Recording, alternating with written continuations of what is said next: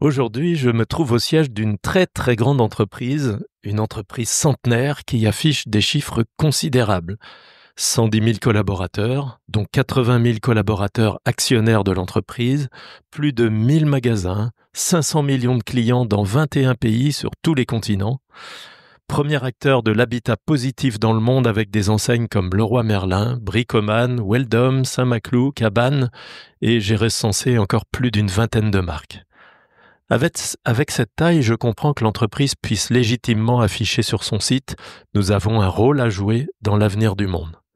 Mon invité aujourd'hui est le président du conseil d'administration de ce groupe, Pierre-Alain Vieillevoix. Bonjour. Bonjour à toi, Bruno.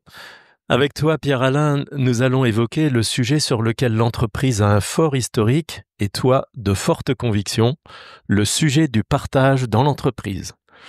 L'entreprise est effectivement un lieu où l'on crée de la richesse, et la richesse doit être entendue et comprise sous toutes ses formes qui dépassent la seule richesse financière, mais qui l'inclut bien évidemment. Et cette richesse est donc faite pour être partagée entre toutes les parties prenantes. C'est d'ailleurs pour l'entreprise une condition absolue pour exister durablement. Le groupe ADO a fondé son développement sur une culture forte, et sur son site, il affiche le partage au cœur de notre culture. Alors Pierre-Alain, il m'intéresse que tu m'expliques concrètement ce partage au sein du groupe, mais avant d'approfondir ce sujet, parlons un peu de toi. Je t'invite à te présenter de la manière qui te convient le mieux. Merci, avec plaisir. Je suis Pierre-Alain, j'ai 55 ans, le temps passe.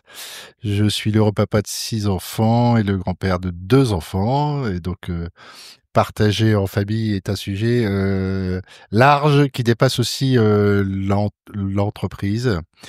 Je suis tombé dans la marmite, on va le dire comme ça, de l'AFM, l'association familiale lié par mariage. Moi, j'étais plutôt de culture nordiste, industrielle, du côté de mon père, et de culture plutôt de l'enseignement, du bien public, du côté de ma maman. Et après quelques années dans le monde industriel, j'ai fini par être percolé, on va dire, par ce projet AFM qui m'a donné envie de mettre un pied dans les entreprises. Donc, je suis rentré chez Leroy Merlin il y a maintenant 25 ans, dans un parcours classique ou à l'ancienne, je sais pas comment le dire, mais plutôt un parcours qui a débuté en magasin à Dunkerque et après dans différentes responsabilités en région. Puis je suis parti à l'aventure en Pologne comme directeur financier de Leroy Merlin Polska. Retour en France, etc. J'ai intégré le comité de direction du groupe en 2009 pour m'occuper de l'informatique, vaste sujet, et de nos développements dans les pays de l'Est, en Ukraine, en Russie, en Pologne en particulier.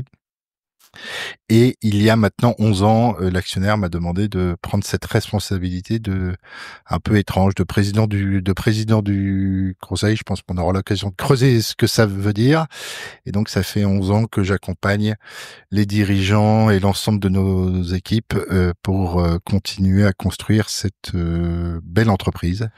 Voilà, donc parcours assez classique dans une boîte comme la nôtre où tous les patrons depuis 45 ans ont été d'abord sur le terrain, chef de secteur ou autre, et puis tous les présidents ont été des dirigeants, et parce qu'ils connaissent le métier, les équipes, le sens. Et puis en parallèle, j'étais aussi 8 ans au conseil de gérance de l'AFM, donc élu par les actionnaires.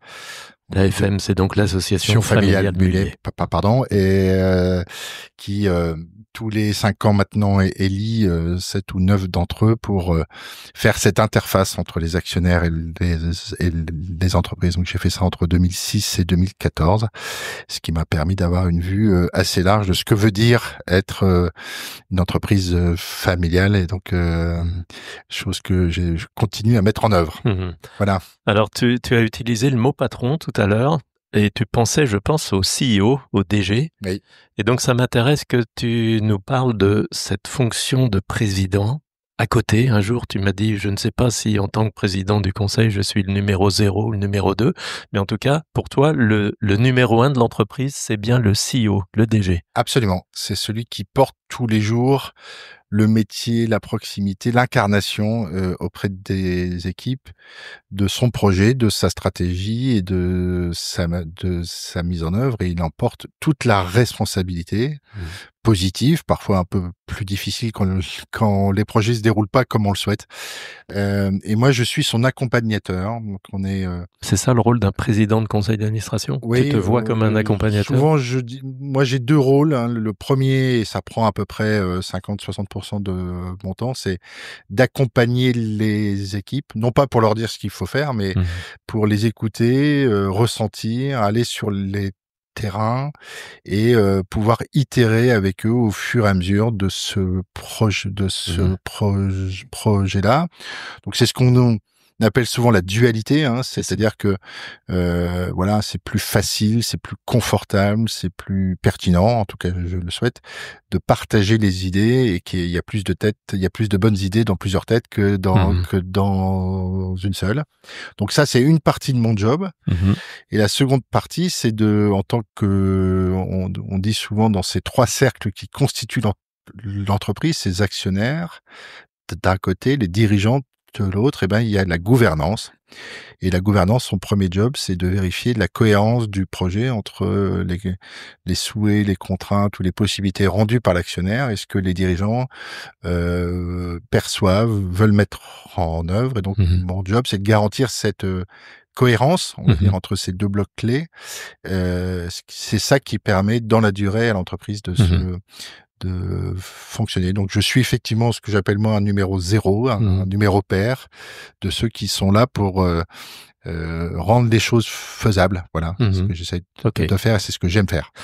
Et un conseil d'administration, c'est plusieurs personnes, donc vous êtes combien? Vous vous réunissez à quelle fréquence? Pour combien de temps? Alors effectivement, moi je suis entouré d'un conseil où ensemble on essaye de faire ce travail-là.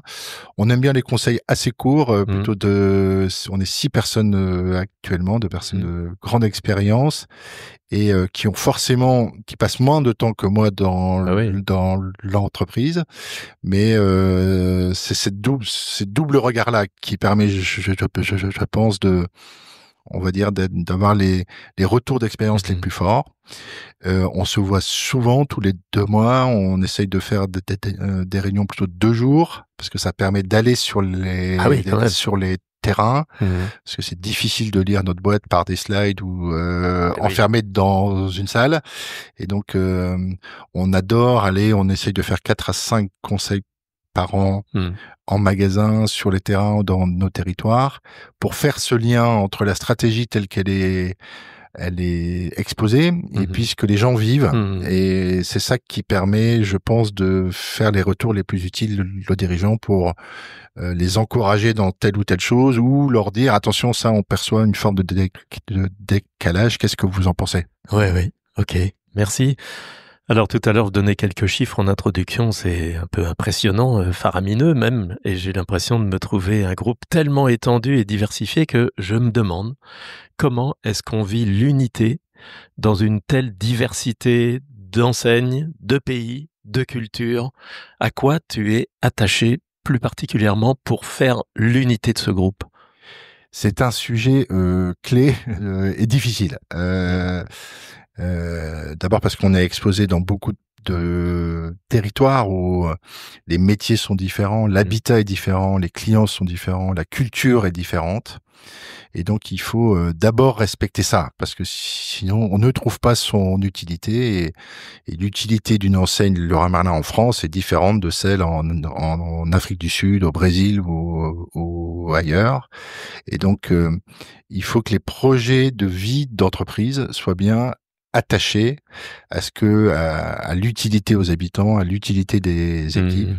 Et donc, ça, c'est le point central.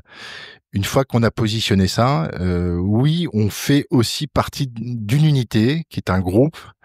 Et ce groupe, il est matérialisé essentiellement par des principes, des valeurs, un cadre de gouvernance qui permet ça. Quelques éléments de culture, donc un modèle de leadership, un centrage client, le partage, on en reparlera.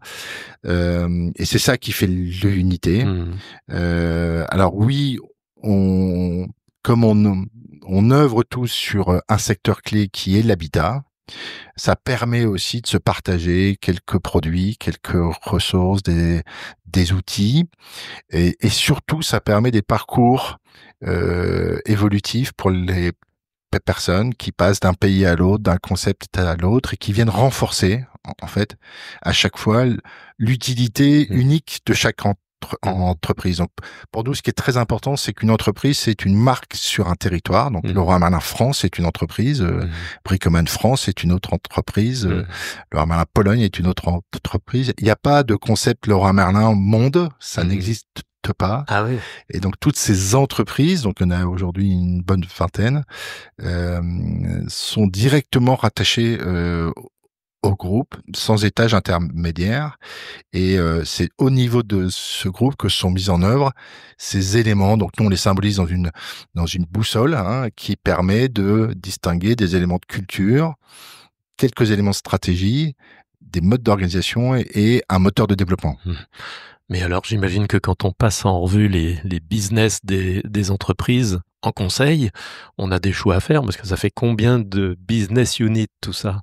Alors ça en fait plus d'une vingtaine, et fort heureusement, c'est pas au niveau du conseil groupe qu'on détermine la pertinence de chaque entreprise. C'est le Comex Group qui voilà. ça, donc c'est le Comex Group, donc le CEO Thomas qui est en charge aujourd'hui de ça, qui lui-même délègue cette responsabilité-là à ce qu'on appelle dans notre langage interne à des présidents coach. Alors on utilise ce terme président coach pour dire oui, il est président au sens de la dualité, c'est bien lui qui va faire le contre-pouvoir avec le CEO sur place, et il est aussi coach au sens il est là pour développer, il est là pour aider les dirigeants à grandir dans leurs responsabilités. Et chacun de ces présidents coach s'entoure lui-même d'un conseil. Donc en fait, on réplique au niveau de nos BU le système de la gouvernance vers notre actionnaire. Donc, et c'est le conseil groupe qui nomme les présidents coach? Non, ou c'est Thomas qui les nomme, c'est le CEO. Donc on distingue bien la gouvernance amont, celle qui est tournée vers l'actionnaire, et la gouvernance aval, qui est celle qui est au service du CEO. Voilà. Oui, ok. Eh bien, je pense qu'il est temps de rentrer dans notre sujet. Je disais que il y a un grand historique dans votre entreprise et que tu portes des convictions, parce qu'on en a déjà parlé ensemble. Et c'est pour ça que je me suis dit que c'était un très beau sujet pour ce podcast. C'est quand même la question du partage de la valeur, au partage des richesses dans une entreprise. Il y a déjà des choses qui sont prévues par la loi, mais je crois que vous allez plus loin que ça, et ça m'intéresse qu'on en discute. Peut-être pour introduire, qu'est-ce qu'on peut partager dans une entreprise? Ça se structure comment? Alors, effectivement, c'est un sujet totalement au cœur de notre culture, de notre histoire, et je dois dire qu'il vient de notre actionnaire. Il vient de l'AFM, l'association familiale Meulier. C'est quelque chose qui a plutôt été posé, théorisé, appliqué à la naissance d'Auchan, par Gérard en particulier, et c'est quelque chose qui a été répliqué, on va le dire, chez les Leroy Merlin, notamment à l'époque où Auchan et l'AFM ont acquis cette entreprise au début des années 80. Et nous, dans notre business, on en a fait vraiment un socle de culture. Et donc le partage de l'avoir, donc on parle souvent de cette dimension-là, puisque c'est celle qui est la plus matérielle, c'est celle qui est la plus visible, palpable, quantifiable. Voilà, et c'est celle qui à la fin rend effectivement les choses très concrètes. Et c'est d'abord un moteur. Il y a des éléments de justice sociale, c'est-à-dire que la valeur, si elle est créée, elle est partagée. Donc ça, c'est au cœur de nos fondamentaux. Mais c'est aussi un énorme moteur d'efficacité, puisque c'est cette conviction que chaque collaborateur qui se sent acteur de cette création de valeur, propriétaire de son outil de travail ou copropriétaire, il est plus engagé, il est plus développeur, il va s'exprimer s'il y a des choses qui marchent pas, il sera plus acteur en responsabilité s'il est directement connecté à cette croissance. Donc on parlera de l'avoir. On peut peut-être nommer les autres richesses qu'on va décrire ensuite. En fait, on a 4 étages qui sont extrêmement structurés. En général, tout démarre par ce qu'on appelle le partage du vouloir. Qu'est-ce qu'on veut faire de cette entreprise-là? Et nous, on croit au processus de vision partagée, c'est-à-dire comment on mobilise l'entièreté de nos équipes pour construire ce qu'elles veulent faire de leur marque sur leur territoire. Tu as dit l'entièreté de nos équipes. Oui. Ça veut dire que vous impliquez tout le monde. Absolument. Les 110 000 collaborateurs ont la possibilité, au moment où vous travaillez la vision, de s'y impliquer. Alors, évidemment, on le fait pas tout le temps. On le fait par cycle. Pas toutes les semaines, non? Voilà. En général, c'est des processus qu'on fait tous les 5 à 10 ans. 10 ans. C'est quelque chose qui a été inventé chez Leroy Merlin France au milieu des années 90, dans des processus extrêmement professionnels et structurés, et qu'on a osé mettre en œuvre. Et effectivement, on essaye de le répliquer dans tous les territoires. Alors, c'est plus ou moins bien fait, c'est plus ou moins ancré.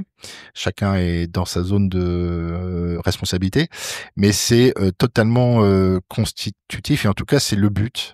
C'est que chacun puisse à un moment exprimer ou contribuer à l'écriture d'une stratégie. Alors pourquoi on le fait on appelle ça une vision? C'est qu'on n'est pas sur l'expression d'axe stratégique de qu'est-ce qui doit être mis en œuvre pour les 6 prochains mois. C'est plutôt à 10 ans. Et donc 10 ans permet de regarder loin et donc de rêver un peu du coup. Et voilà, et de libérer penser différemment. Oui, c'est ça. Voilà, et de se dire sur notre secteur, si on a envie de servir les choses, comment on doit projeter notre métier. Et la première vision, par exemple, en 95 en France, ce qu'il en a émergé, c'est que pour atteindre nos cibles de développement, etc., il fallait viser un leadership mondial de la satisfaction client.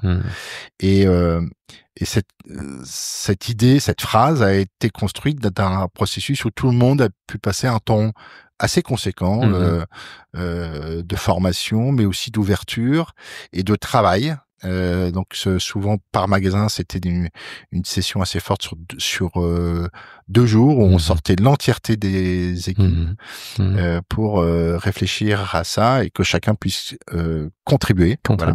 Donc ça, c'est le partage du vouloir. Tous les 5 à 10 ans, oui. La deuxième étape, c'est le partage du savoir, c'est-à-dire comment on doit partager le savoir, parce que pour être en responsabilité, il faut qu'on puisse nourrir les personnes.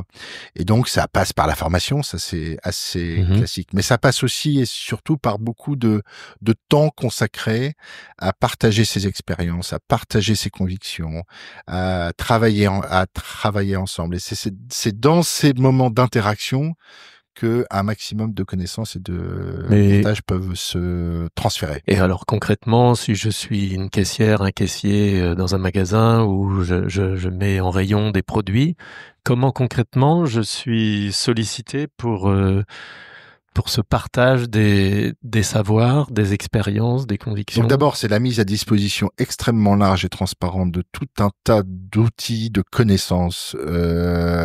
On croit aussi beaucoup que le partage du savoir, ça part aussi d'une démarche individuelle et responsable de chacun. Il faut avoir envie d'aller chercher ça. Bah oui. Mais si on a envie, il faut que ça soit accessible. Voilà. Ensuite. Donc, votre boulot, c'est de rendre l'information accessible. Absolument, de la structurer, de la rendre accessible. Je vais te prendre un exemple simple. Ça fait maintenant quelques années, 100% de nos équipes, donc les 110 000, ont un téléphone de l'entreprise qui permet de rendre accessible tout un tas d'outils, d'informations, de processus de formation directement dans la main de chacun. 110 000 personnes, tous disposent d'un smartphone d'entreprise. Oui, ça c'est un choix. C'est quand même. Mais c'est un choix assez rare, qui permet le travail et les outils d'efficience, mais qui permet aussi cette diffusion-là et de rendre accessible. Et ensuite, c'est évidemment beaucoup de formation technique, métiers, selon les jobs de chacun, mais c'est aussi prendre le temps de formation plus personnelle, plus de développement, de partage. Moi, par exemple, j'interviens 5 à 6 fois l'an sur une formation qui s'appelle Des racines et des ailes, où chaque dirigeant, je vais aller partager moi une demi-journée sur de où on vient, quels sont les éléments de sens, et chacun pendant 3 jours peut se connecter à tout un élément à tout un corpus, on va dire, de connaissances ou d'expériences. Donc ça c'est un élément clé. Le 3e niveau, c'est le partage du pouvoir. Donc après, je reformule le vouloir, le savoir, le pouvoir. Voilà. Partager le pouvoir. Exercice difficile s'il en est que à la racine, on utilise souvent en français le terme de la subsidiarité. Oui. C'est-à-dire comment je te donne la capacité, la responsabilité de mettre en œuvre ce qui est nécessaire de faire. C'est ça qui permet, c'est par la prise de responsabilité et la réussite dans sa responsabilité, c'est ça qui permet de grandir. C'est ça qui permet de se sentir acteur de la performance. C'est ça qui permet la promotion interne, chose sur laquelle on est extrêmement sensible. Donc je te permets de prendre au fur et à mesure de ta compétence la responsabilité de prendre des décisions. Dans ton périmètre d'autonomie. Dans ton périmètre. Alors, ça peut démarrer sur 1 mètre linéaire dans un magasin, et puis une fois que tu sais le faire sur 1 mètre, sur 10 mètres, sur 100 mètres, sur un rayon, un secteur, un magasin, un pays, sur le monde. Donc c'est cette échelle de la responsabilité, on peut le dire de cette façon-là, qu'on construit ça. Et c'est parce qu'il y a ces 3 étages que le partage de l'avoir a du sens. Bah oui. C'est ça qui crée l'efficience, c'est ça qui crée, moi, au-delà des mécaniques, partager de la valeur s'il y en a, c'est très important que chacun puisse faire un lien entre sa responsabilité, ses gestes de tous les jours et la performance. Et donc c'est ça qui fait que tout le système se tient. Si on ne fait que du partage de l'avoir avec des gens qui ne sont pas issus de notre histoire, qui n'ont pas la capacité à mettre en œuvre leurs décisions, ils recevront des fruits qui ont été décidés par d'autres ou sur lesquels ils ne se sentent pas impliqués eux, et ça c'est un autre type d'entreprise. Et donc nous on essaye de promouvoir ça. C'est une voie haute, c'est une voie un peu long-termiste, ça nécessite une construction dans le temps.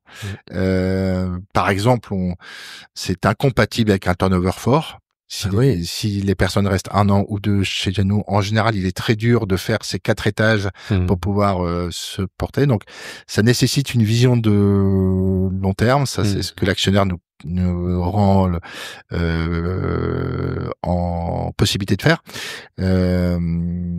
Voilà. Après, les 3 premiers étages ne donnent une concrétisation forte que s'il y a matière à partager. C'est pour ça que le partage de l'avoir est aussi structurant. Et alors, il s'organise comment? Parce que je le disais, il y a des aspects réglementaires, on ne peut pas déroger. Et vous avez peut-être développé des choses supplémentaires. Oui, nous on est. Ça s'organise comment? Ça s'organise. Le premier étage, c'est ce qu'on appelle chez nous la prime de progrès. Donc, c'est un étage qui existe dans le monde, qui est en général donne des résultats trimestriellement, qui est très local. Et donc, en général, ça se traite magasin par magasin, dans notre cas, où le concept est simple. S'il y a progrès pendant le trimestre, et on peut qualifier ensuite différemment ce qu'est le progrès. Mais s'il y a progrès, j'en partage les fruits. D'accord. Et la vérité est différente d'un magasin à l'autre, ou d'un secteur à l'autre. Et donc, mais on le définit à l'avance quand même. On se met d'accord sur un contrat. Absolument. On dit, dans notre magasin, ça va être l'évolution du chiffre d'affaires, peut-être. Par exemple. Et l'important, c'est que la stratégie de l'entreprise soit bien en cohérence avec la façon dont je définis ce qu'est le progrès et sur quel résultat. Mais 2 magasins sur une même métropole, par exemple, peuvent avoir 2 deux modes de calcul, deux Alors, les formules critères. sont les mêmes. Oui, c'est Les sur le cibles chiffre sont d'affaires. les mêmes. Et par contre, le résultat peut être assez Ah oui, différent selon la évidemment. performance. Oui, Voilà. évidemment. Après, on a quelques fondamentaux qui sont extrêmement forts. D'abord, on ne raisonne jamais par objectif. Souvent, on voit des contrats d'intéressement qui sont liés à j'atteins les objectifs ou pas. Nous, on a cette conviction que l'important, c'est de progresser. Et progresser sur l'année précédente ou sur une période de référence. Prime de progrès, vous l'appelez. Prime de progrès, voilà. On n'attend pas non plus que le magasin fasse du résultat, fasse du cash positif. Même quand des entreprises ou des magasins sont plus en difficulté, s'ils progressent, je vais dire dans cette difficulté-là, c'est que donc on est en train de construire un chemin qui amènera un résultat. Mais par exemple, il pourrait y avoir des critères de turnover pour une des entreprises. Oui, ça pourrait être ça. C'est pas le chiffre d'affaires, la progression, c'est on a un problème de turnover, on va progresser là-dessus et on va se définir une prime de Alors progrès. en général, il y a des éléments très quantitatifs. Donc effectivement, le progrès de chiffre d'affaires est toujours là. On est des commerçants, on aime la prise de part de marché. Et donc, indépendamment du résultat, s'il y a progrès de chiffre d'affaires, donc je vais te prendre un exemple simple. Les contrats historiques, c'était par exemple, si mon magasin progresse de 10% sur le trimestre, je donne 50% de cette progression, donc je te donne 5% de prime. Hein, Donc ça, c'est en général un critère qu'on retrouve dans beaucoup de nos contrats. Ensuite, il y a en général des progrès de ce qu'on appelle dans notre langage de marge moins frais, c'est-à-dire en quoi ce chiffre d'affaires a généré de la marge additionnelle. Donc ça, en général, c'est les deux éléments clés. On trouve souvent maintenant quasiment partout de la progression de satisfaction client. Donc, on mesure trimestriellement cette satisfaction et si le magasin progresse dans l'expression des clients sur leur satisfaction, on monétise ça, donc on traduit ça dans des euros. Voilà. Donc, tout ça fait une addition de choses. Qui donne un résultat qui s'exprime en pourcentage de la rémunération. Les contrats sont très variables, ça peut aller de 0 à jusqu'à 40% de la rémunération du trimestre. Et donc ça, c'est le premier étage qui est un prime de progrès. Voilà, avec un panier de critères qu'on définit peut-être d'un magasin à l'autre, mais avec des. Et ça n'existe pas dans la loi en France ni même ailleurs. C'est vraiment ce qu'on appelle de l'intéressement. Je t'intéresse aux fruits. On n'est pas les seuls à le mettre en œuvre, mais c'est important. C'est pas tout à fait l'intéressement au sens légal, si. Voilà, c'est ça, ça. c'est le deuxième étage qui existe dans toutes nos entreprises, dans ce qu'on appelle la participation au bénéfice. Hein, c'est merci le général de Gaulle. Absolument. Système quasi encore très unique en France, hein, mais qu'on a... oui, la France est unique. Ah oui. Que nous, on a répliqué volontairement dans tous les pays dans lesquels on est présent. Et donc là, c'est une autre dimension. Et c'est bien perçu ailleurs.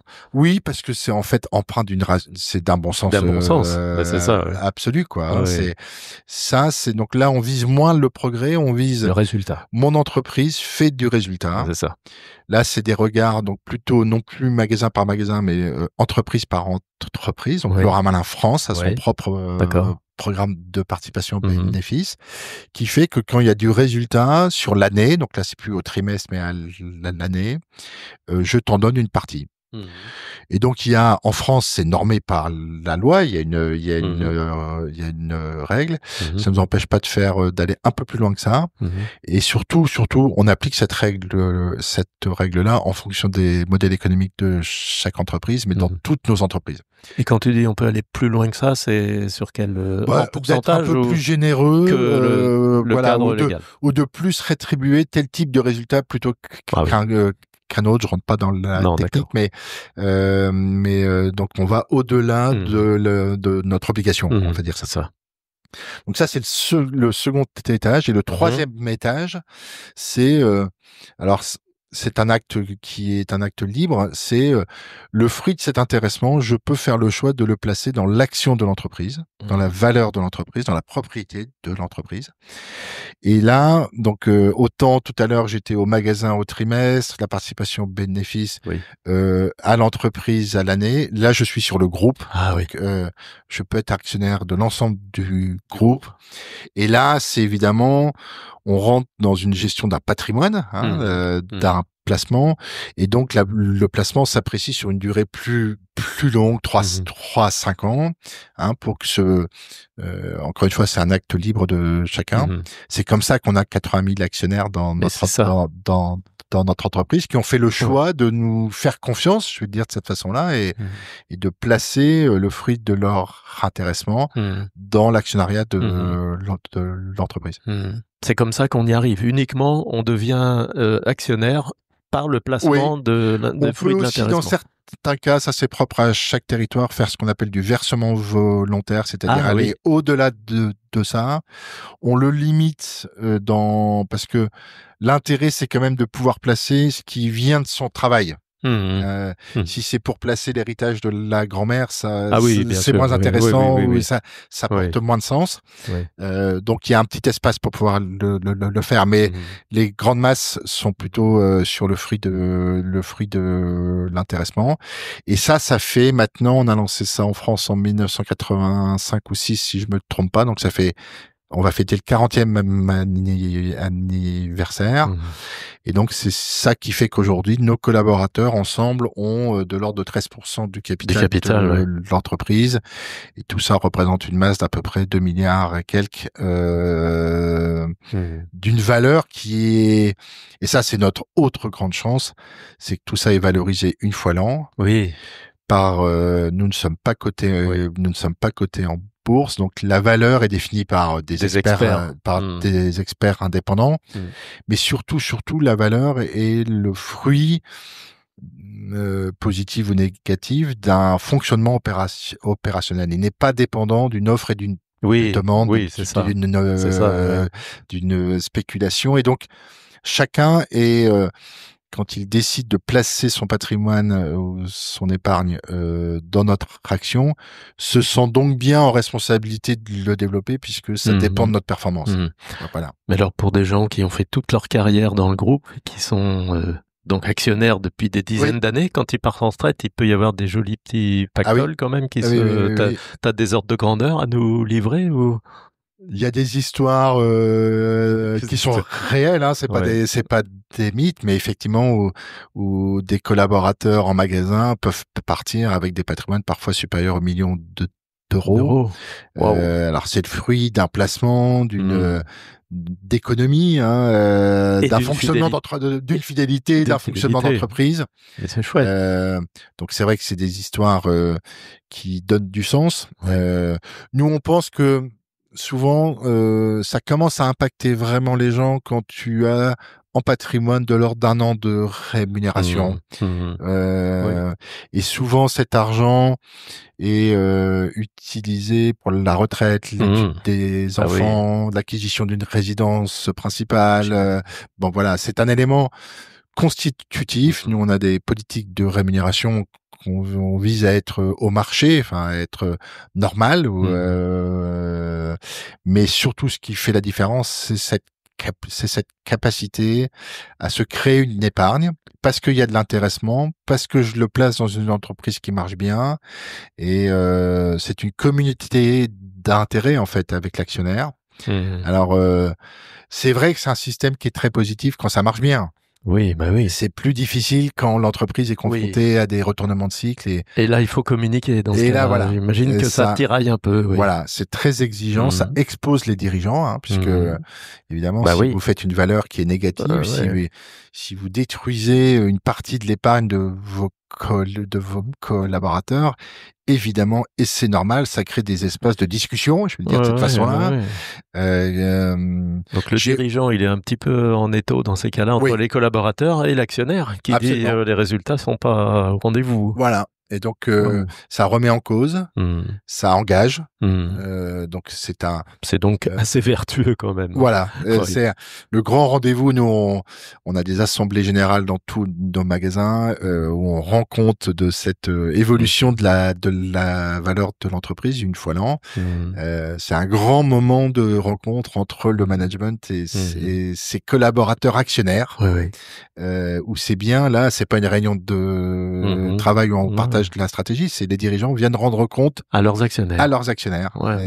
Et donc, comme tout âgé d'actionnaire, et quand ça va bien, ça en peut général, tirailler. les gens sont contents. Quand c'est plus difficile, ou ça peut créer une tension, mais qui est une tension, si on l'utilise bien, qui est une tension qui permet la remise en cause, qui permet de l'explication, qui permet la mobilisation.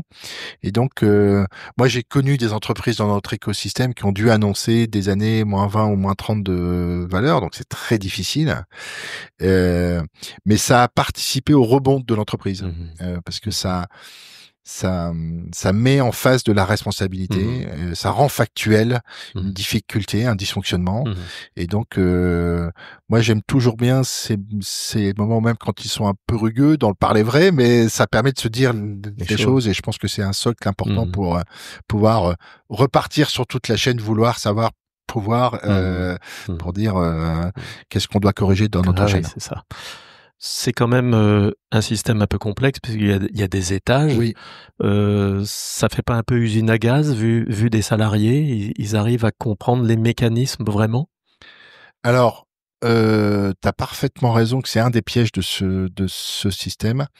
Il y a 2 grands pièges. Le premier, c'est si tu mets des formules extrêmement complexes. Ah oui. Avec des plafonds, des limiteurs, des choses trappes, des trucs. Ils nous ont entubés. Voilà. Donc, ça nécessite vraiment parfois de prendre le risque d'avoir des formules très simples, qui peuvent être vues peut-être par certains comme simplistes même, mais qui permettent d'être compréhensibles et qui permettent de faire ce lien entre mon job de tous les jours, la performance que je lis dans mes indicateurs et le fruit de cette prime. Donc ça, c'est un des éléments. Et le deuxième, ça oblige à former. Donc on revient sur le partage du savoir. Et ça oblige d'abord à former à l'économie d'entreprise. Bah oui. Voilà, un bilan, un compte d'exploitation, voilà. Et donc ça, c'est un passage obligé parce que tout le monde n'est pas toujours formé pour ça. C'est normal. Et donc il faut expliquer le chiffre d'affaires, la marge, le résultat, les frais, les amortissements. Bon, voilà. Donc c'est une formation à l'économie d'entreprise. Et puis après, il faut former ces systèmes-là, son explication, comment ça fonctionne. Alors pour ça, on a 2 outils qui sont peut-être pour celles et ceux qui sont intéressés par ça, qui sont clés. D'abord, il faut créer des comptes d'exploitation qui ont du sens. Et en général, c'est pas des comptes d'exploitation. Qu'est-ce que c'est un compte d'exploitation qui a du sens? Un compte d'exploitation qui a du sens, c'est un compte d'exploitation qui traduit la stratégie. C'est en général pas des comptes comptables. Oui. Je vais vous prendre un exemple simple. Quand vous accélérez votre développement, accélérer le développement, ça pèse sur votre résultat parce qu'il faut investir, mobiliser des choses. Si vous le lisez dans la même lecture que les frais qui permettent de faire du chiffre d'affaires, on mélange des notions. Oui. Et donc, il faut rétablir par ce qu'on appelle chez nous des comptes d'exploitation économiques, c'est-à-dire qu'on retraduit la cohérence de notre business model en fait, dans une lecture de la valeur.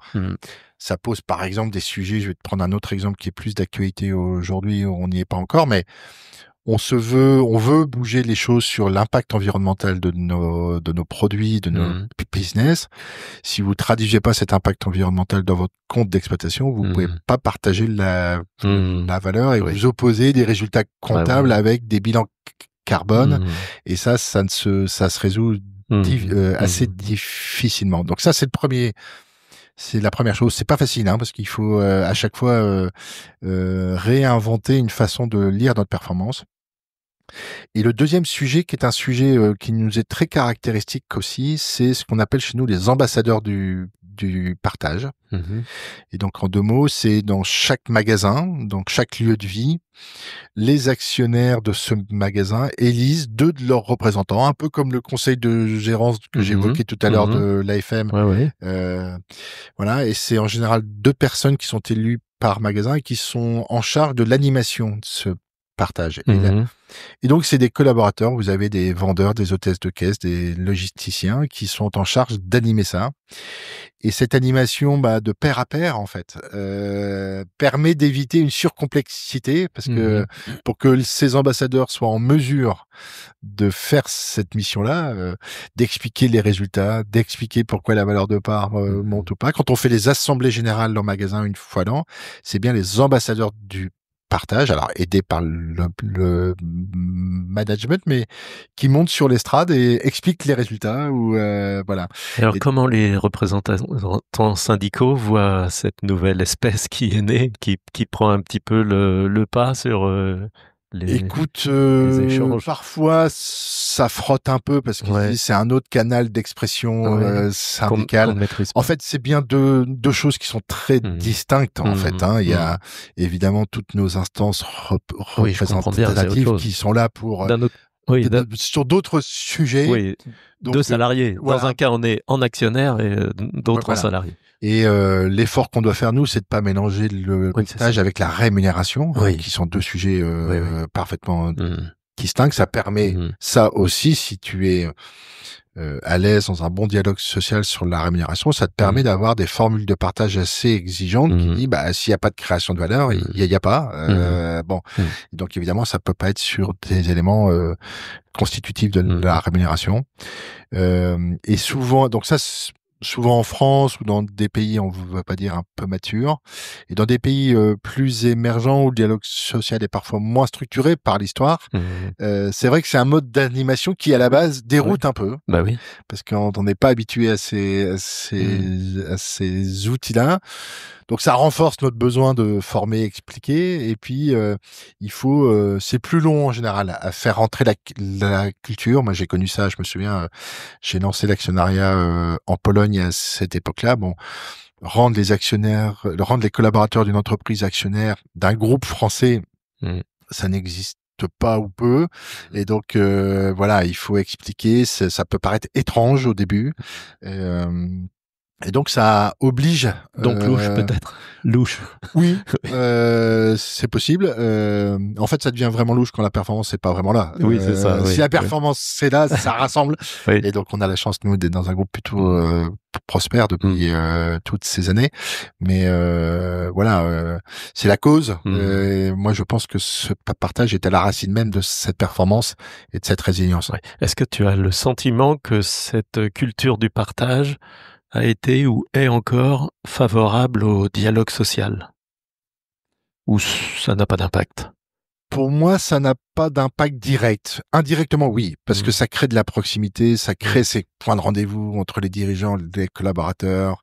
Ça, quand t'engages la responsabilité ou le patrimoine de chacun, voilà, ça crée un dialogue, une tension, comme je disais tout à l'heure, Mhm. c'est positif.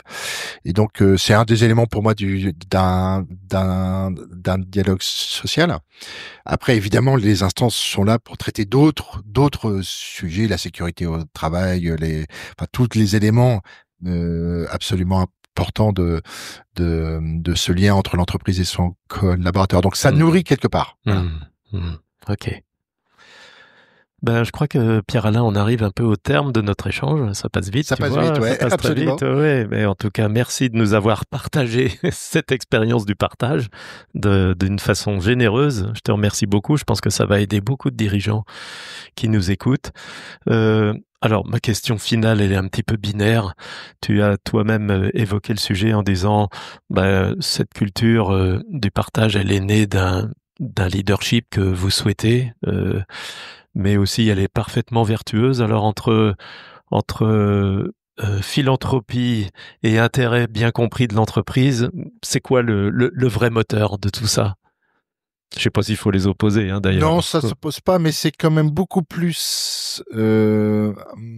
Donc, j'associais tout à l'heure justice sociale, on va dire. Tu as dit justice sociale, pas philanthropie. Et efficacité. Je dirais pas que c'est de la philanthropie. Pour moi, la philanthropie, c'est vraiment donner pour de l'intérêt général. Oui.